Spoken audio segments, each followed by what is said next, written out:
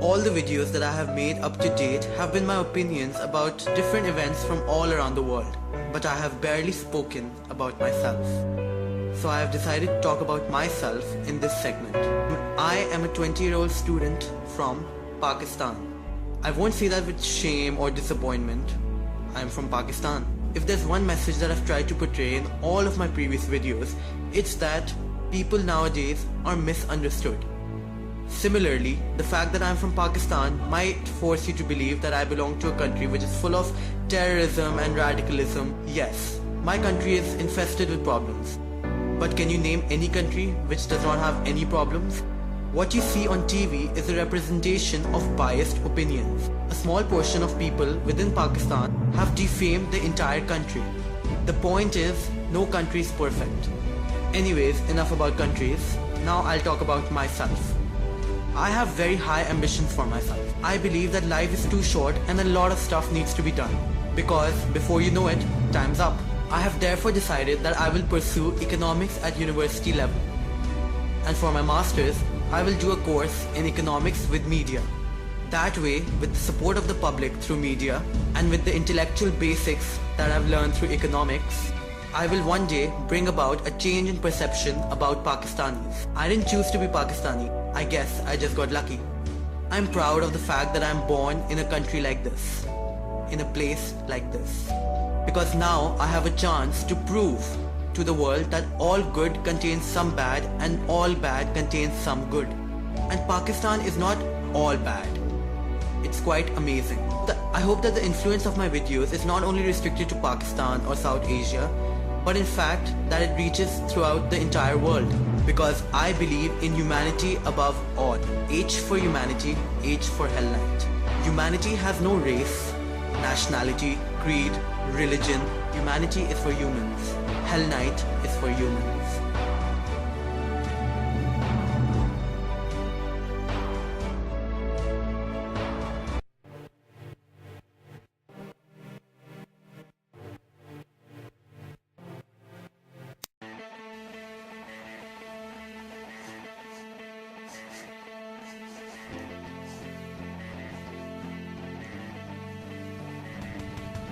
Another brutal story has been witnessed in India. On Thursday, the 22nd of August 2013, a 23-year-old female photographer was gang raped by 5 men in Mumbai. This attack took place in the evening in the deserted area of the Shakti Mills district. She had come to this location with a male companion, hoping to get images for a magazine that she was working for. These 5 men approached them as permission issuers, asking them if they had the permission to photograph at this place. And then at around 5 to 5:30 p.m, the 5 men tied the man up and each of them raped the woman. This attack has shocked and disappointed many Indians, especially the residents of Mumbai, because they considered their city to be much safer than Delhi, where in 2011 the famous gang rape incident took place. According to the National Crimes Bureau, 221 rape cases were reported in Mumbai in 2012. After reading about such incidents in a time like this, that is 2013, I ponder over the fact, has our society's mindset really changed or not? Does women empowerment really exist in South Asia or does it not? Why are some men in our society the most horniest animals on this planet? Is there no difference between animals and humans anymore? Let's be honest. The only reason the number of rape cases are so high is because it's so easy to get out of them. A potential rapist knows that he can get out of such crimes. And if he's caught, he can either bribe the policeman or tell him about the strong political background that he belongs to. If that fails, he is arrested and put into jail. And then the justice system kicks in, aka the sluggiest, slowest, low-paced cycle of bringing justice. If proven guilty, that is, if proven guilty, the convicted rapist is put into a jail. And then after a good 10 years, he is executed. That is, if he does not break out of prison, or that he hangs himself in prison. I honestly don't understand why punishments on rapists in South Asia are so lenient. In India, the justice system might be accurate, but they deliver capital punishments after such a long time that it feels like they're delivering justice after a lifetime. And in Pakistan, when the infamous military ruler Ziaul Haq took control in 1979, he brought about something known as the Hudud Ordinance, One of the laws under this ordinance was that if a woman demanded justice for being raped, she had to present 4 witnesses in front of the court. Also, these witnesses had to be males whom she did not know before this event and Muslim. And failure to do so would result in her herself being put in jail for trying to defame a man's reputation. I mean, if a woman did have 4 witnesses, do you think she would be getting gang raped? This law is quite messed up. It was implemented in Pakistan for nearly a decade. And what better news for rapists when the law itself is supporting them? If I was a lawmaker, these are the following solutions that I would implement.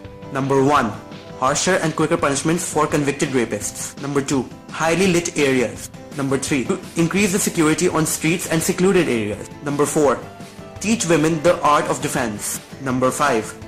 Train men to respect women. Number 6. Make the police system strong enough to combat this menace in society. And finally, number 7.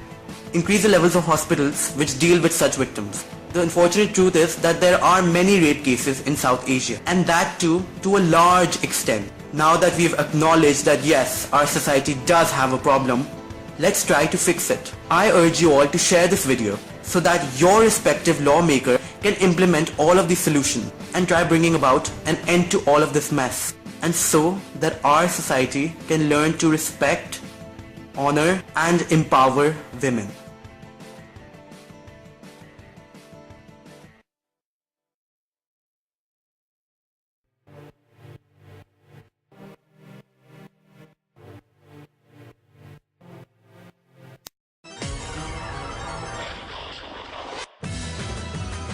One man single-handedly shook the whole country with terror in broad daylight, which eventually became nightlight because no one took any action till 11 p.m. So this guy, M. Sikandar, basically stopped his car in an area called the Blue Area in Islamabad. He was armed and with his family, that is his wife, son and daughter.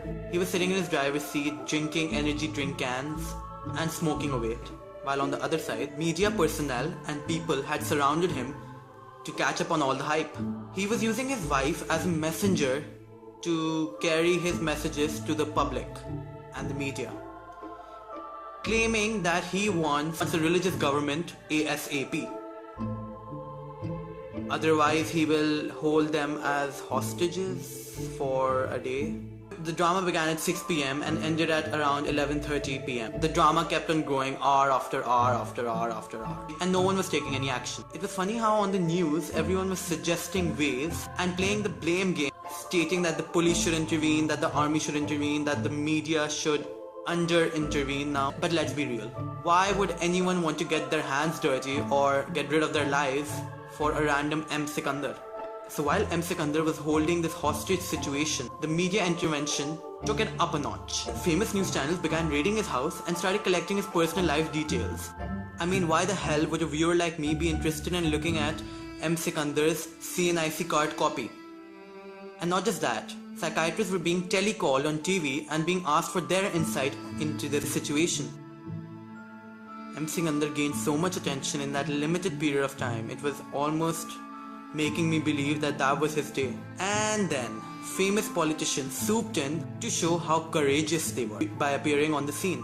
They gave a small interview and then ran back to safety, which is sort of something logical and rational to do. I was just watching this on TV and I thought this is probably a reenactment of some sad crime scene.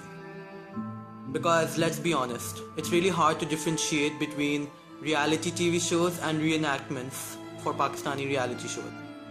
Anyway, at around 11:30 p.m, Zamurrad Khan, a politician, swooped in and brought an end to all this drama. He approached M. Sikandar and cleverly tried to pat his child's head while trying to grab him, but M. Sikandar was prepared for this. He backed off immediately, causing Zamurrad Khan to fall and almost get shot. After this, the policemen shot at M. Sikandar and finally brought an end to all of this.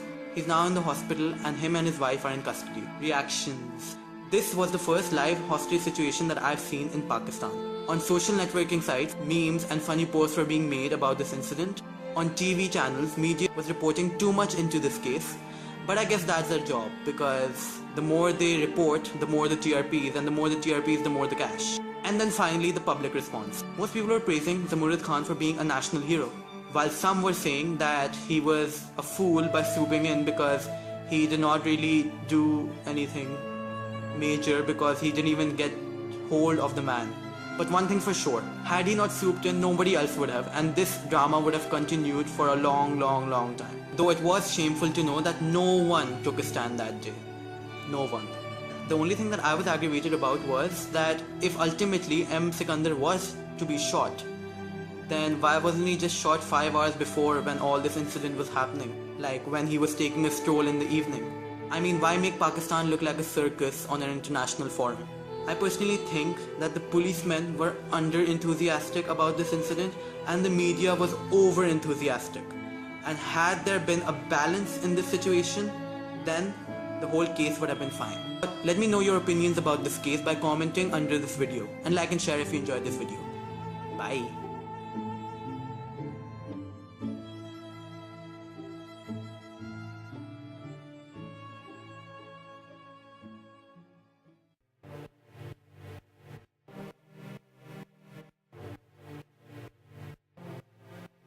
Oh, no, she didn't. Oh, yes, she did. No, she didn't. Yes, she did. No, she didn't. Yes, she did, Peter. I just saw it. All right. You're such a racist. Only because I'm black, you automatically judged me and tried to make me feel bad about being black. I demand justice. I am a victim of racism. You're narrow-minded, snobbish, idiotic, a hypocrite.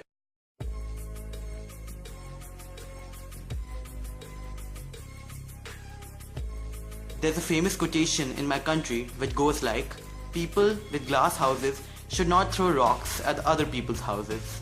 This is because if someone was to reciprocate, you'd pretty much be homeless. If you're a person who's either black, white, blue, orange and talks shit about others, and then get devastated when others talk shit about you, you kind of deserve it. Just because you belong to a racial minority does not give you a free pass from any social situation whereby you claim that others are being racist.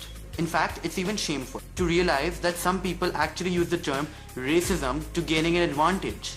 However though, if you're genuinely being picked on because of your race, then you can and should report it under racism. Otherwise, stop using black to get back at people.